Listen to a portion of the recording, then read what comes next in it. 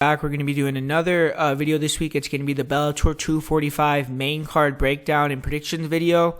And I'm actually going to be doing another video as well for Odds HQ on Bellator 245 and 246. So be on the lookout for that one later today for 245, tomorrow for the 246. And I'm going to be giving some, free plays on that. So I'm going to be giving some bets that I'm doing, a parlay, a couple underdog plays. And the plays that I'm giving that are underdog plays are actually fights that are not main card fights. So if you would like to hear that, hear my breakdown on those fights as well, obviously make sure to check out that video on Odds HQ, odds.com. I will be posting the link in the description when it becomes available. I'll post it in the comments as well. And let's get right into Bellator 245. The first fight, Raymond Daniels, Peter Stanonik. Raymond Daniels, he's back, man, ready to showcase more beautiful violence. 40-year-old kickboxing legend. He's going to be making his third appearance in Bellator MMA, looking to make it 3-0. He's 2-1 in MMA currently, but his loss came way back in 2008 in Strikeforce. And Daniels returned to MMA in 2019, 2-0 since then. Prior to that, he'd been competing in kickboxing where he's 35-3. The last time he lost a kickboxing match has been 2015. He was undefeated at 8-0 in Bellator kickboxing, so he's 10-0 under the Bellator banner. And his opponent, Peter Stanonik, is a kickboxer himself. He hasn't competed in MMA since 2018. Most recently, he competed twice in Glory in 2019. He's won 2 kickboxing bouts, but actually lost his last 2 MMA fights. But Stanonik is no joke on the feet. He has a knockout win over former LFA champion Harvey Park. He's fast twitch, he's long, he's rangy, but he's super undersized in this matchup. He fights at 145, 155, and this fight's taking place at 170 pounds. Stanonik isn't a small guy at 6 foot, but he's going to be a bit undersized here. He is dangerous. In the first round, he's very athletic. He hits hard. He switches stances, but he likes to fight more out of the southpaw stance. Throws some nice heavy kicks to all parts of the body. Pretty good jab, but his straight left hand is definitely his money punch. It's straight, it's fast, it's powerful. He pull counters with it very well. He throws a real nice power overhand left. He likes to throw the right hook, straight left hand combination. He'll change that up, throw the straight left, right hook. And he'll put together some long combos. He can go for the finish when he gets guys back to the fence. He'll dig to the body with big hooks, uppercuts, good knees. He doesn't really have the greatest technique, though. And, he's just kind of like a counter puncher, fast twitch type of guy. Straight punches, tight hooks. The issue is, he just doesn't use many fakes or feints, so it's easy to see him coming. He can get wild when he goes first, and he can loop his shots, get hurt. He can overextend, get countered. He can kind of get lazy, hold his hands low. And I've seen him drop because of this. And against Raymond Daniels, man, he needs to be careful. And he slows down after the first round also. Doesn't look like he has much grappling. But, I did see him in a recent LFA fight dig some nice double underhooks and, push his opponent off of him, trip him. So, he got a couple takedowns in that fight. And to me, the route he probably should go here is to try to get takedowns again because he doesn't have the greatest chin, in my opinion, doesn't like getting hit too much. He's obviously going to be the superior striker here, Raymond Daniels, that is. And Raymond Daniels, he holds wins over Stephen Wonderboy Thompson, Michael Venom Page. He's, one of the best kickers in the history of kicking, man, straight up. Controls distance with a feint, side-to-side lateral movement, nice jab, 1-2, stays long with his punches. He attacks all parts of the body with punches. He'll leap in with Superman punches, elbows, disgusting kicks, man. Spinning kicks, round kicks, front kicks, jumping kicks, tornado kicks. He feinted a tornado kick through a left hook in one fight. He's still fast, man, even though he's 40 years old. And, Stanonik, man, I just assume he's going to want to try to get in, get those double underhooks, and work him to the ground, because if not, he's going to get knocked out by one of these kicks, one of these punches, one of these counters by Raymond Daniels. And Daniels is going to be the bigger guy, like I said, so he should walk this guy into something and knock him out. Very small chance, in my opinion, that Peter Stanonik can get the win. In this next fight here, we got a battle of 2 wrestlers, Ed Ruth, Taylor Johnson. Ed Ruth is going to be making his 11th appearance in the Bellator cage, which is pretty amazing. And looking to bounce back from a loss he suffered in February. That loss was to Yaroslav Amosov. He's one of the best fighters in MMA. He's, I believe, 20-0.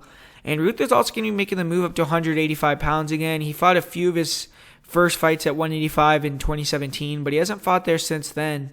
And he's going to be taking on a fellow former college wrestler and NIAA wrestling champion in Taylor Johnson. Taylor Johnson is 5-1, but he's coming in here off a long layoff and a loss. His last fight, he was quickly submitted by Andre Muniz on the Dana White Contender Series. We've seen Muniz go 2-0 in the UFC, so that isn't the biggest loss, but this would far and away be the biggest win of Johnson's career.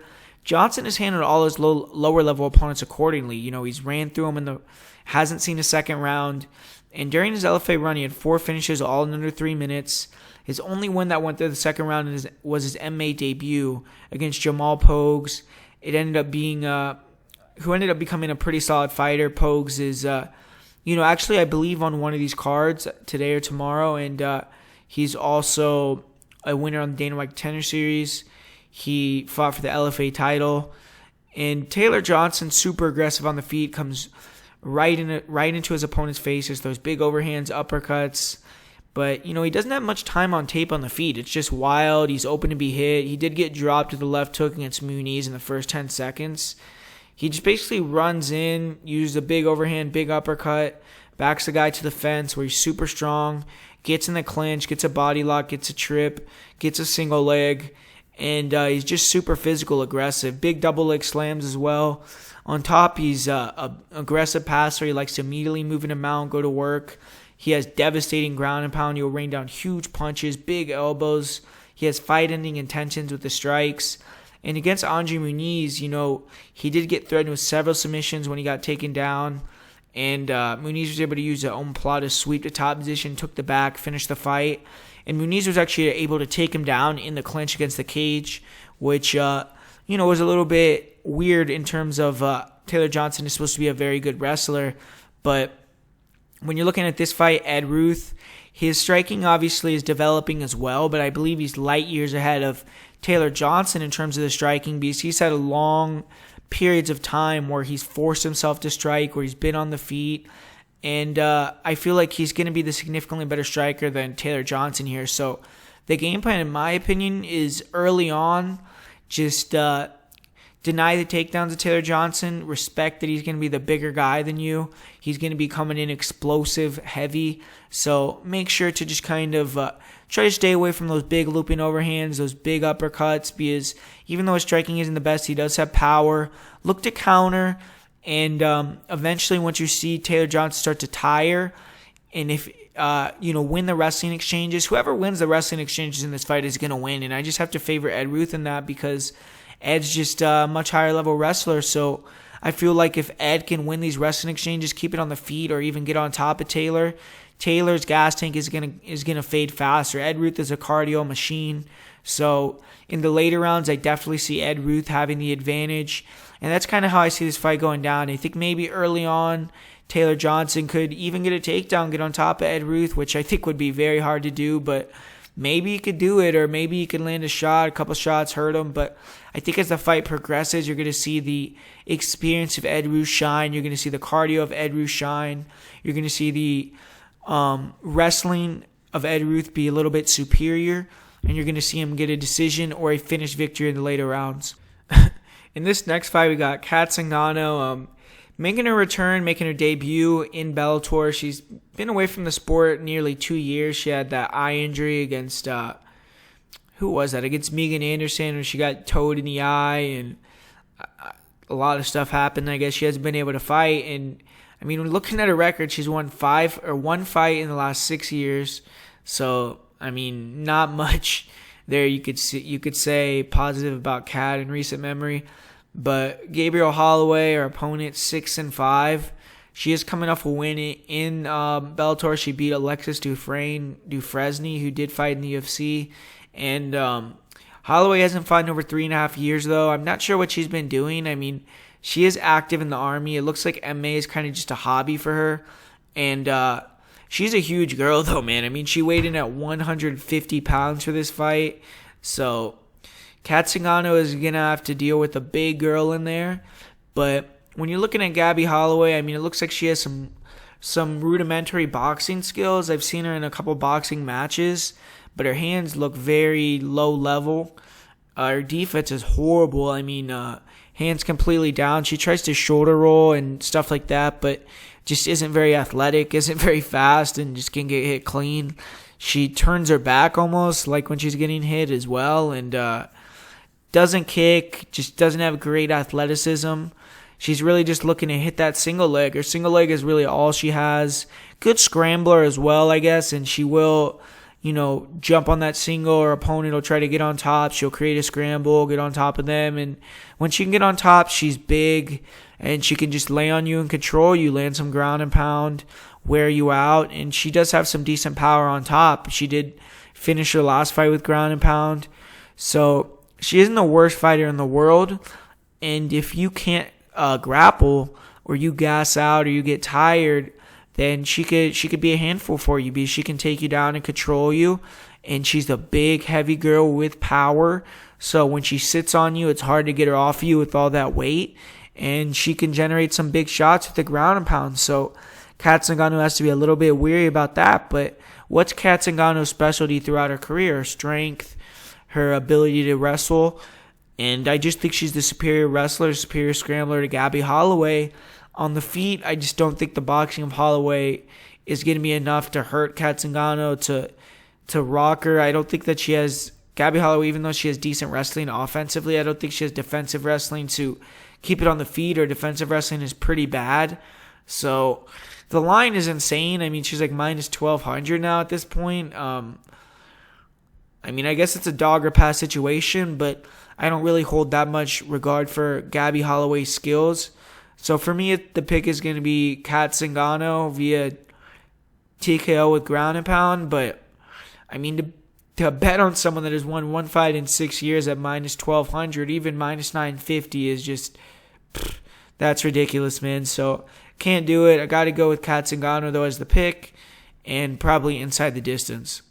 And we got the main event of the first doubleheader for Bellator. This is a rematch. It's going to be Phil Davis taking on Lyoto Machida. And interesting fight. The first fight was very close. It was kind of a low-volume striking fight where, either guy could have had the advantage on the feet, pick your poison, and then Phil Davis did get a couple late takedowns. I believe he did win the third round very clearly. The first round was the debatable round, and Lyoto won the second round in their first fight.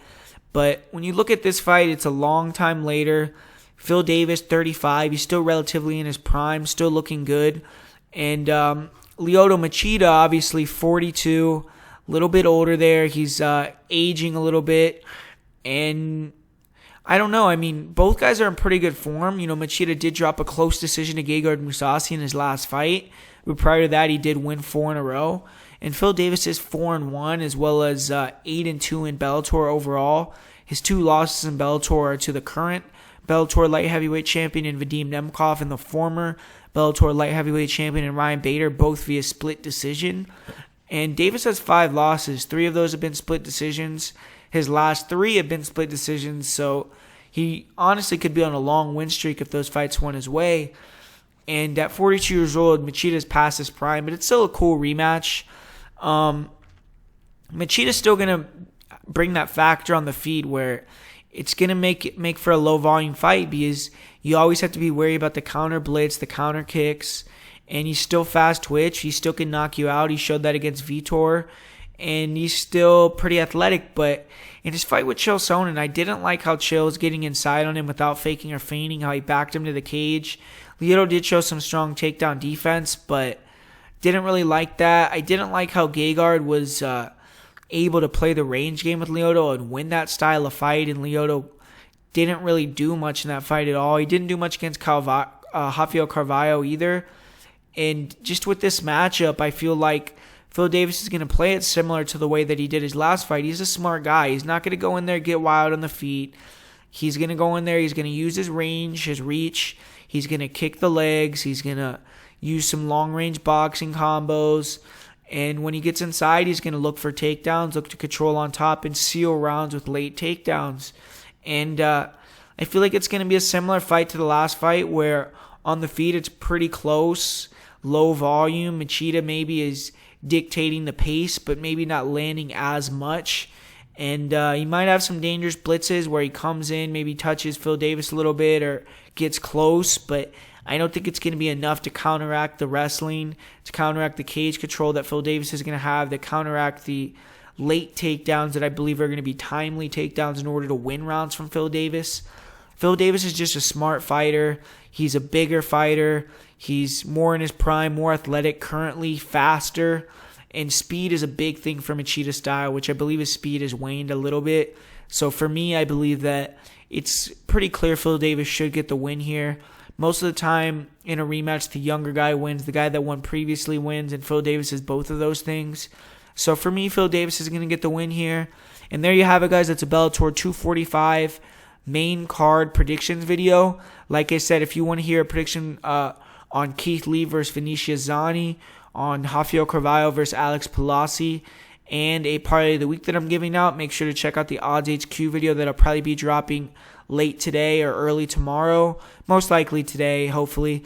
And tomorrow I will be doing another video for Bellator Best Bets, another prediction video on the channel for Bellator 246 main card. So thanks for always supporting, thanks for always watching, and I'll catch you later.